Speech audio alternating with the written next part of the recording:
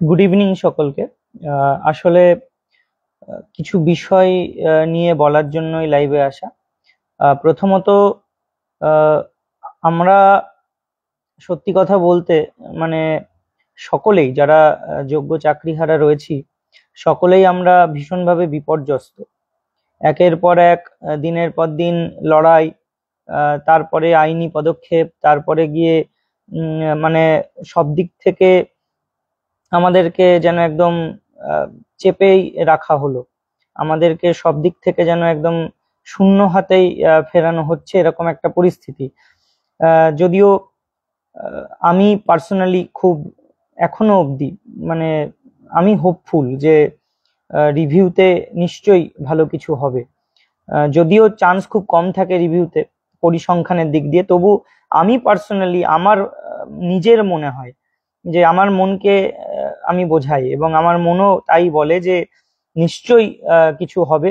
আমি খুব সেই দিক থেকে পজিটিভ, কিন্তু তবুও পজিটিভ থাকলেও একটা সময় দিনের কিছুটা সময় আমারও খুব মানে ডিপ্রেসড হয়ে যায় মাঝে মধ্যে, যে কি ফেট বা ফিউচার কি জানি না। এখন এই পরিস্থিতিতে দাঁড়িয়ে আমরা দেখছি যে সুবল স্যার তিনি মানসিক এই চাপ সহ্য করতে না পেরে চলে গেলেন। বিগত দিনে প্রশান্ত বাবু আরো অনেকেই ছিলেন, তারা এক এক করে এই চাপ সহ্য করতে না পেরে পরলোক গমন করেছে। শিক্ষাকর্মীরাও প্রচুর রয়েছেন যারা বিগত 4 মাস ধরে কোনো স্যালারি পাচ্ছে না, তাদের অবস্থাও খুব শোচনীয়, মানে ভীষণভাবে একটা কঠিন পরিস্থিতির মধ্যে দিয়ে যাচ্ছে, যেখানে জীবন জীবিকা দিক থেকে অসহায়। কখন কি কার জীবনে ঘটে যাচ্ছে কেউ জানতেও পারছে না হঠাৎ করে। এই যে মেন্টাল প্রেশার, এই মেন্টাল প্রেশারটা তো মাপার কোনো যন্ত্র নেই, কিন্তু আমি যেমন বুঝতে পারছি সেরকম ভাবে প্রতিটা যোগ্য যারা রয়েছে চাকরিয়ারা নিশ্চয়ই তারাও সেটা অনুভব করছে, যে কি ধরনের বাজে একটা সিচুয়েশনের মধ্যে দিয়ে যাচ্ছি। সকালবেলা ঘুম থেকে উঠলেই একটা মানে আতঙ্ক তৈরি হচ্ছে, রাতের দিকটা হয়তো মনে হচ্ছে যে ঠিক আছে, নিশ্চয়ই ভালো কিছু হবে, ভালো কিছু হবে। আবার পুরো দিন কাটানোটাই মুশকিল হয়ে যাচ্ছে। আর যেখানে এত বড় একটা বিচার ব্যবস্থা দেশের, সেই বিচার ব্যবস্থার দায়িত্বটা কি? বিচার ব্যবস্থার দায়িত্বটা চুরি হয় বলেই পুলিশ থাকে, চুরি হয় বলেই বিচার ব্যবস্থা আছে। তাহলে চুরি প্রচুর পরিমাণে হয়েছে, সেই চোরগুলোকে ধরে ধরে ফাঁসির সাজা দেবে তো বিচার ব্যবস্থা। কিন্তু এই বিচার ব্যবস্থার উপরেও আমরা দেখতে পাচ্ছি একটা যেন শিকল পরিধান করে রয়েছে বিচার ব্যবস্থা, যেখানে তাদের হাত পা বন্ধ, তারা কোনো কাজই করছে না। সঠিক বিচারটা তো একেবারে দেওয়াই হলো না, উল্টে ডিলে।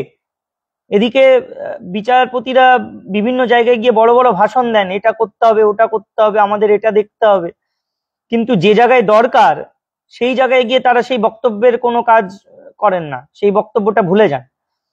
তো এখন এই পরিস্থিতিতে দাঁড়িয়ে আমরা দেখতে পাচ্ছি রিভিউ সামনে, পরীক্ষার ডেট ঘোষণা হয়ে গেছে, পরীক্ষার অ্যাডমিট পর্যন্ত দিয়ে দিয়েছে, একটা রিভিউ এর রেজাল্ট এখন অবধি ভার্ডিক্ট ঘোষণা করা হচ্ছে না। হ্যাঁ, বিগত দিনেও দেখেছি অনেক রিভিউ 2 বছর 3 বছর পরে হয়েছে। অনেক রিভিউ আমরা দেখেছি যে মানে রিভিউ এর কোনো নিয়ম নেই, যদিও যে এই টাইম লিমিটের মধ্যে ডিসিশন দিতে হয় বা কিছু নেই ঠিকই, কিন্তু এটা তো দেশেরই বিচার ব্যবস্থা এবং সাধারণ মানুষের জন্য বিচার ব্যবস্থা। বিচার ব্যবস্থা তো চোরেদের জন্য, চোরেদের ন্যায্য দাবির অধিকারের জন্য নয়। বিচার ব্যবস্থা তো যারা চুরির দায়ে যাদের মানে জীবন জীবিকা নষ্ট হয়ে যায় তাদের জন্য। তাহলে সেই বিচার ব্যবস্থা সঠিক বিচার যেমন দিচ্ছে না, যে বিচার দরকার সেটাও একের পর এক মানে ডিলে হয়ে যাচ্ছে। আজকে আমাদের যোগ্য চাকরিহারারা চাকরি হারানোর পরে বিভিন্ন মঞ্চ, বিভিন্ন সংগঠন বিভিন্নভাবে আইনি লড়াই লড়েছে। সেই সমস্ত সবার সঙ্গে কথা হচ্ছে, সবাইকে ফোন করে করে আমরা জিজ্ঞাসা করছি প্রতিদিনই, তারাও ফোন করে, আমরাও করি, যে কোনো খবর পেলে, কোনো খবর পেলে তোমাদের তরফ থেকে কিছু বলছে কি? কোনো পক্ষ, কোনো কেউ কিচ্ছু বলতে পারছে না।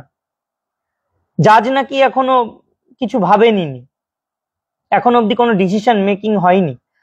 তাহলে আজকে এতদিন অতিক্রম করার পর সামনে পরীক্ষার যন্ত্রণায় আমরা তীব্র কাতরাচ্ছি, চাকরি চলে যাওয়ার ভয়ে অনেকে প্রাণ হারাচ্ছে, সেখানে দাঁড়িয়ে একটা বিচার ব্যবস্থা এত বড় ঢিলেমি এবং এই যে দেরি করা, এটা কি কাঙ্ক্ষিত কখনো?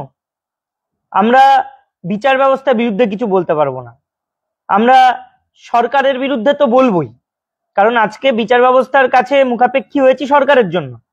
কারণ এই রাজ্য সরকার তো বিশাল বড় সাধু, এই রাজ্য সরকার যখন কোনো আন্দোলন হয় সেটাকে গলা টিপে হত্যা করে, শিক্ষক শিক্ষিকা শিক্ষাকর্মীদের ওপর লাঠিচার্জ করে, তাদেরকে পায়ের তলায় পিষে মারে।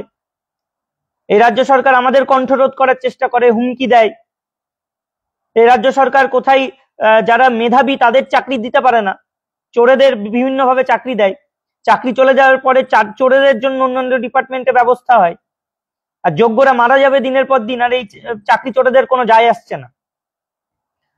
আজকে বিধাননগর পুলিশ কমিশনারেট আমরা দেখলাম একটা প্রেস কনফারেন্স করলো, প্রেস কনফারেন্স করে বলল যে আগামীকাল সুমন বিশ্বাস যে এসএসসি অভিযানটা ডেকেছে, সেই এসএসসি অভিযান নাকি কিছু চক্রান্ত বা পরিকল্পনা করা হচ্ছে হিংসাত্মক ঘটনা ঘটানো।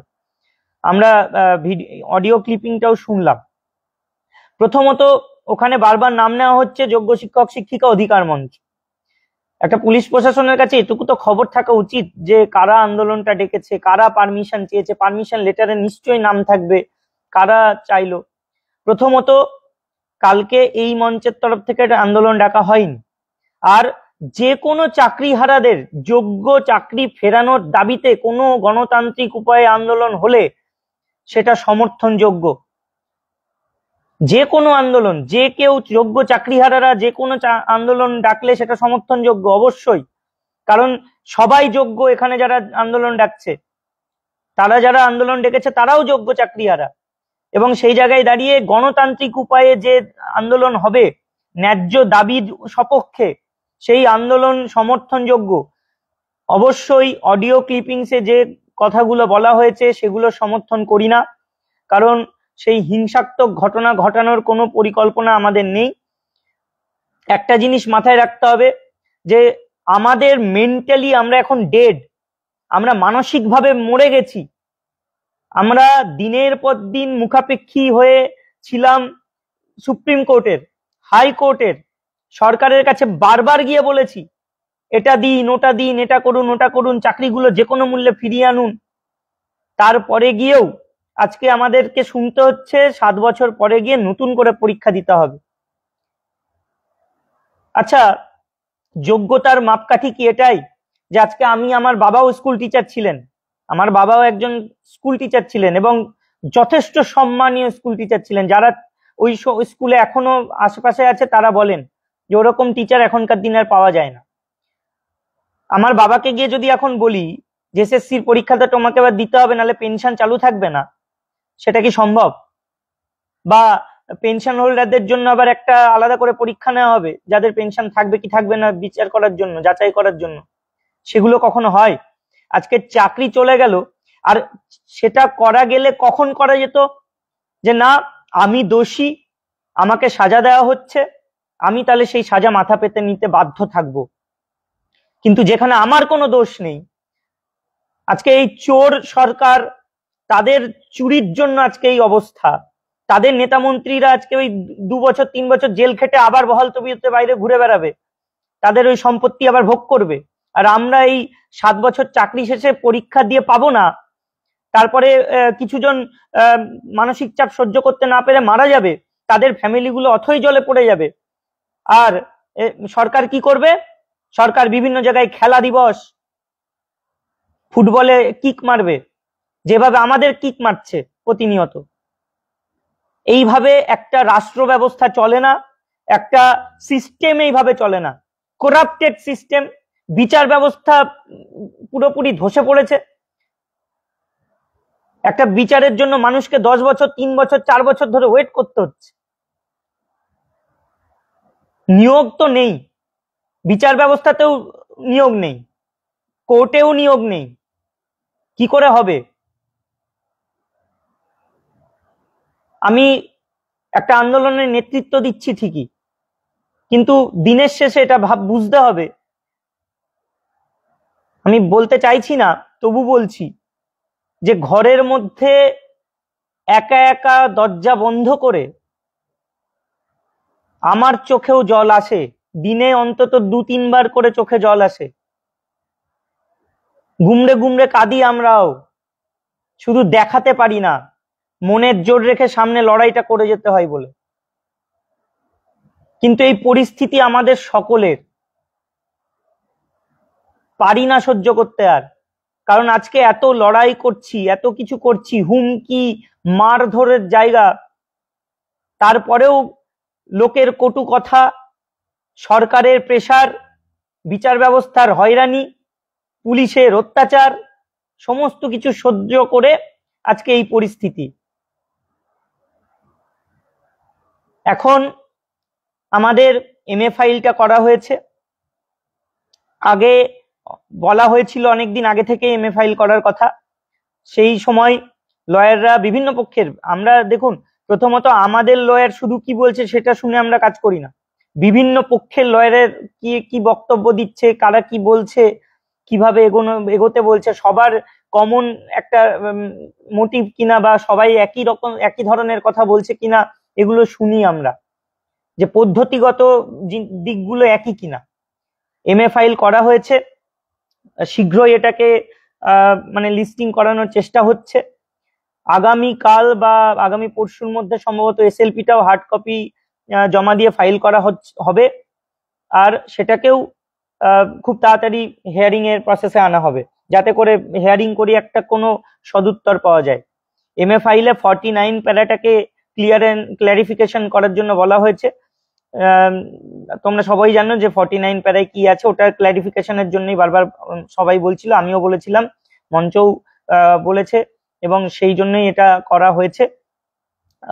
আর এখন যেটা ব্যাপার, যে আমাদের মেন্টাল পরিস্থিতি ভালো না, প্রেসার সহ্য করা খুব কঠিন হয়ে যাচ্ছে। একে তো নিজের চাকরি, পরিবারের চাপ, অনেকেরই নিজস্ব ফ্যামিলি প্রবলেম থাকতে পারে, ব্যক্তিগত সমস্যা থাকতে পারে, আমার রয়েছে, সেই জায়গা থেকে চাপ, চাকরি চলে যাচ্ছে সেটা চাপ, তারপরে গিয়ে এই একটা প্রেসার। তো সেই জায়গা থেকে বলবো যে আর 2-3টে দিন আমরা ওয়েট করি। আমি পার্সোনালি কোনো খবর তো পাচ্ছি না যে রিভিউয়ে কি হবে না হবে, কিন্তু পার্সোনালি আমার মন এটুকু মাঝে মধ্যে বলছে, মানে ঘরের মধ্যে বসে বসে এটুকুই ভাবছি যে হয়তো রিভিউতে ভালো কিছুই হবে, কারণ এইভাবে শেষ হতে পারে না। আমি নিজে জানি আমি সঠিক, তাহলে আবার কেন পরীক্ষা? এই মনকে মানাতেই পারছি না।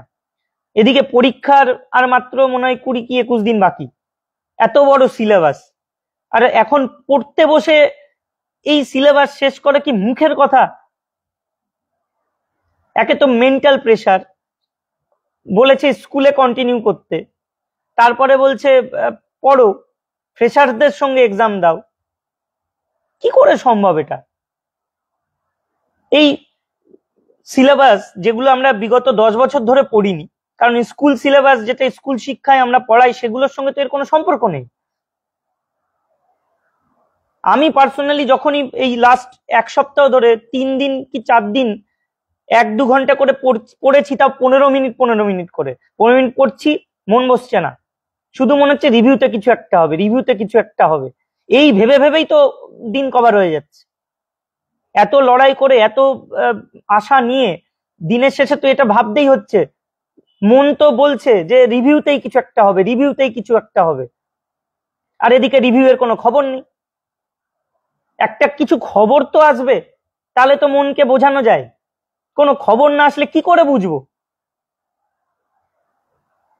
আর এই মানে আমাদের এসএসসি স্কুল সার্ভিস কমিশন পরীক্ষাটাকে কি পুজোর পরে নেওয়া যেত না? ফ্রেশার্সরা আজকে রিভিউয়ের রেজাল্টটা 1 মাসের মধ্যেও তো আসতে পারে, তাহলে পরীক্ষার ডেটটা পুজোর পরে দিক, আমাদের হয়তো দিতে হলো না, যারা ফ্রেশার্সরা আছে তারাও 1 মাস বেশি সুযোগ পেত। আমি চাই আমাদের যাতে পরীক্ষা না দিতে হয়। কারণ এই সিলেবাস শেষ করা আমার পক্ষে সম্ভব না।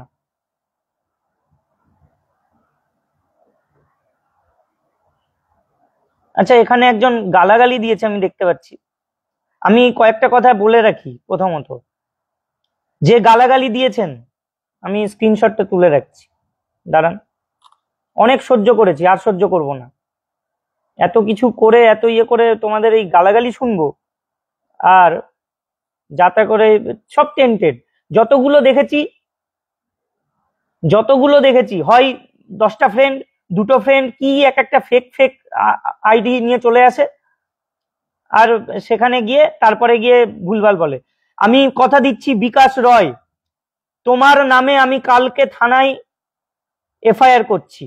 বিকাশ রয়, তোমার নামে থানায় কালকে এফআইআর করছি। তোমার একদিন কি আমার একদিন। অনেক সহ্য করেছি, কাউকে ছেড়ে কথা বলবো না। তোমার একদিন কি আমার একদিন। কালকে তোমার নামে থানায় এফআইআর করছি এবং সেটা তোমাকে আমি দেখাবো।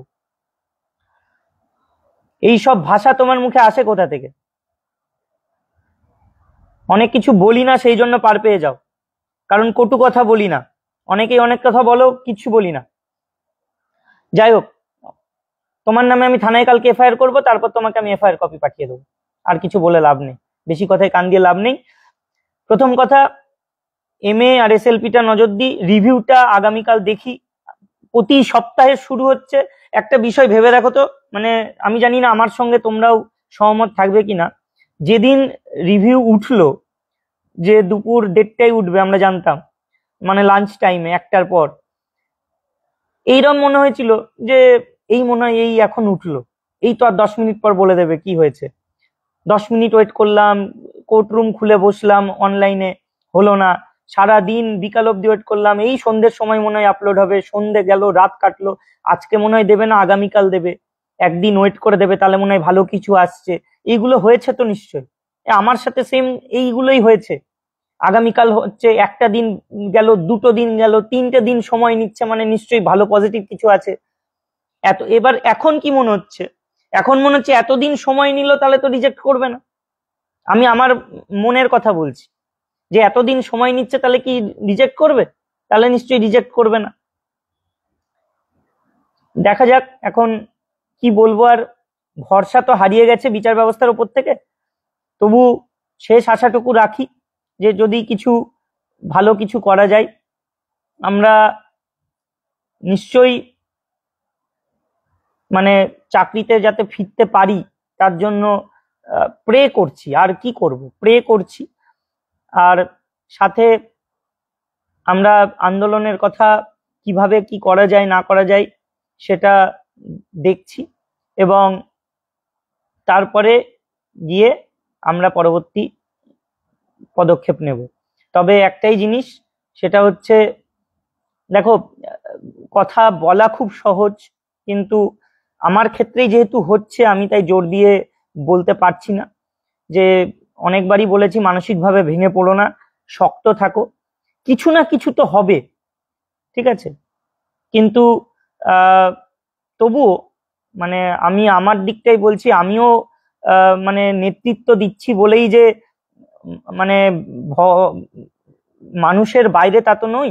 তো আমারও খুবই ডিপ্রেশনের মধ্যেই দিনগুলো কাটছে।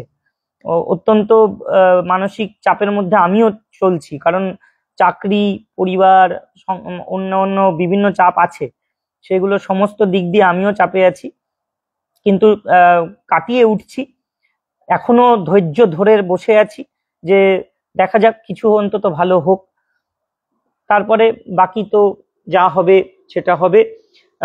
আন্দোলন এটুকু বলবো যে যেই ডাকুক, যোগ্য চাকরিহারা যারা, তাদের ন্যায্য দাবির সপক্ষে গণতান্ত্রিক উপায়ে যে কোনো আন্দোলনে সমর্থন থাকবে আমার তরফ থেকে।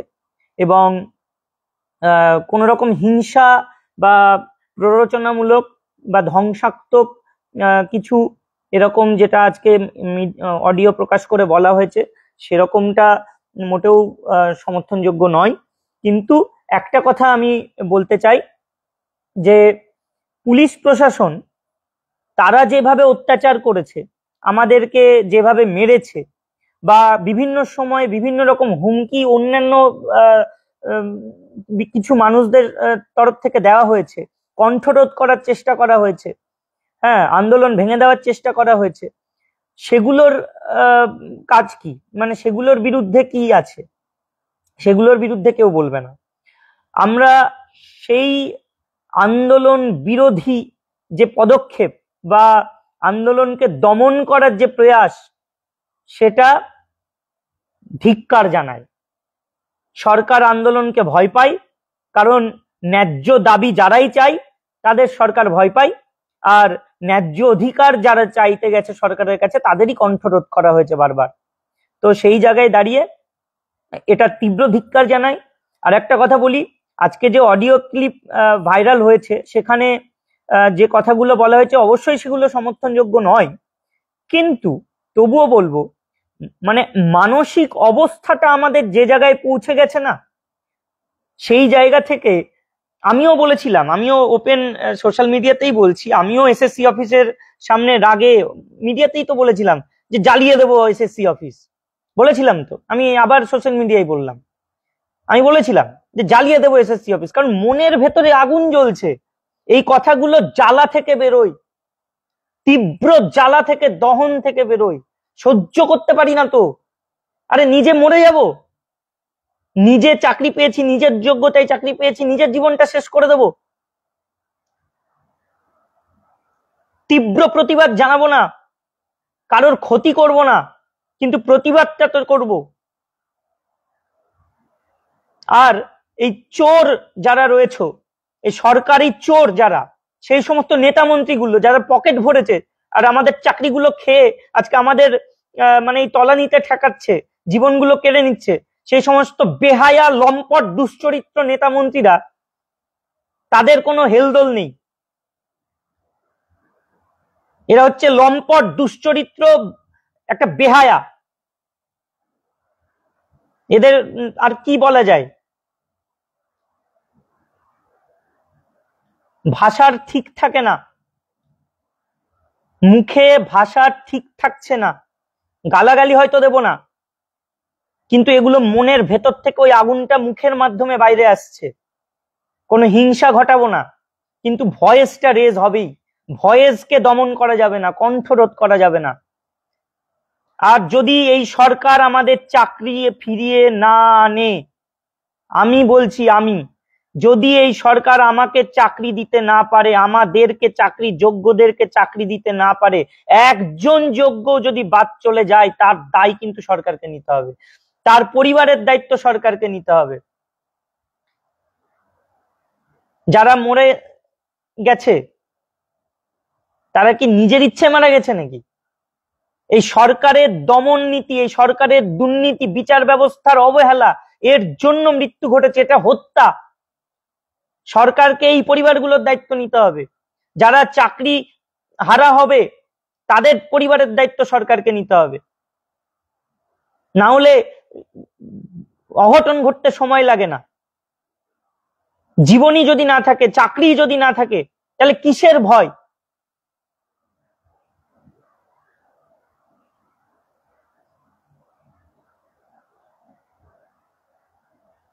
রিভিউয়ের কোনো খবর নেই।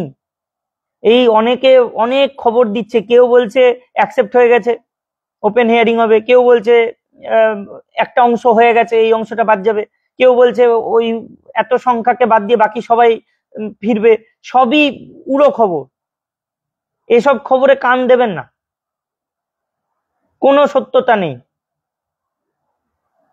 এসব খবরের কোনো সত্যতা নেই, এসব খবর ফালতু খবর, কোনো খবরই এখনো অবধি পাওয়া যায়নি।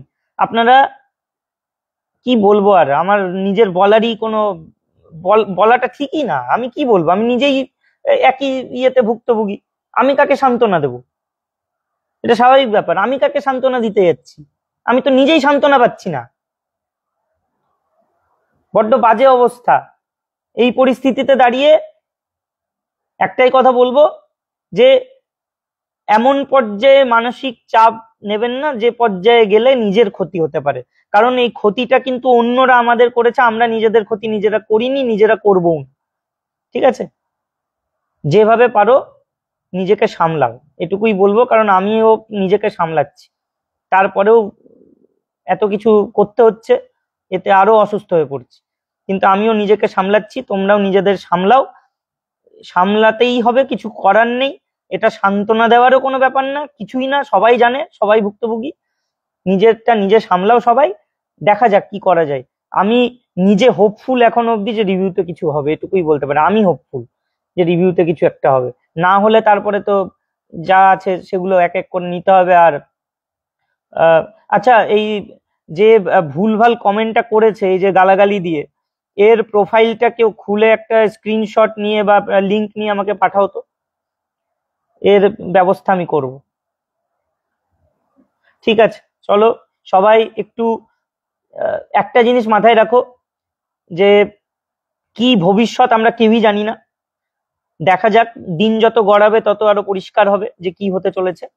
তবে শেষ অবধি যেটাই হবে সেটাতেই আমরা ঐক্যবদ্ধভাবে থাকবো, এটাই একমাত্র বলতে পারি।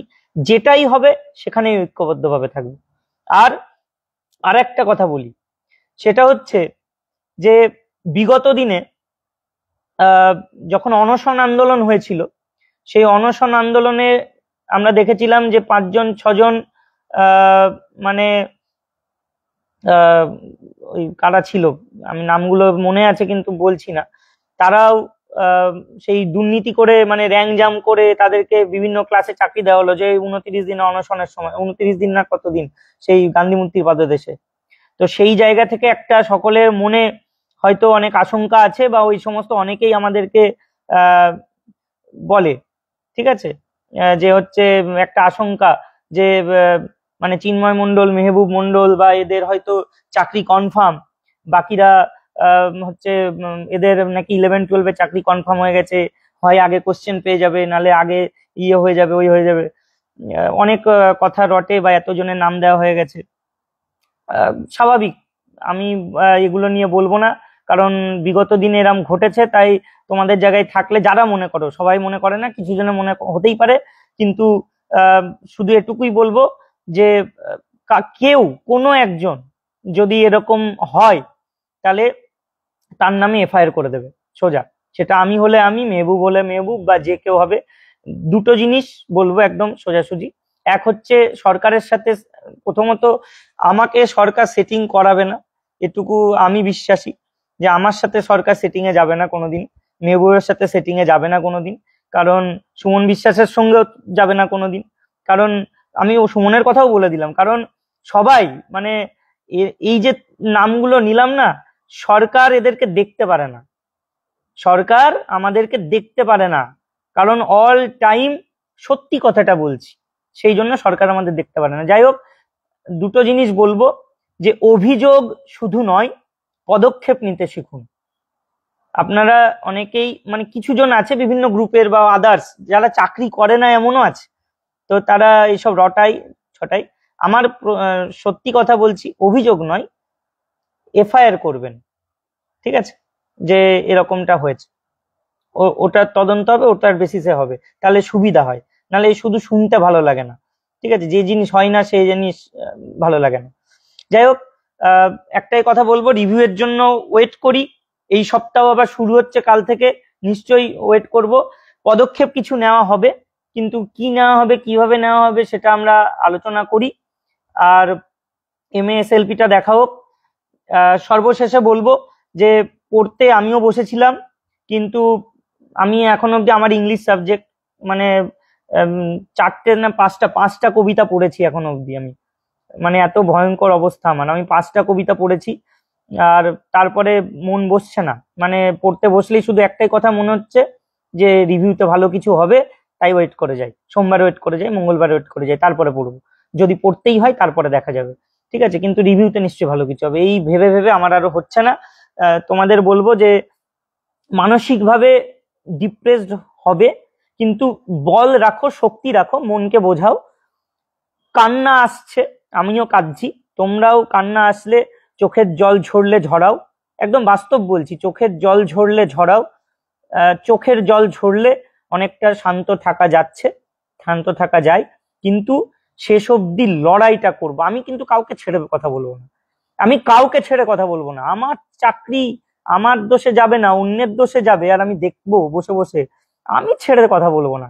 আর আমি এটুকুই বলবো যে যাদের চাকরি চলে গেছে, যোগ্য যতজন রয়েছে, সবাই একসঙ্গে থাকো, একদম শেষ মুহূর্ত অব্দি একসঙ্গে থাকো, ঠিক আছে?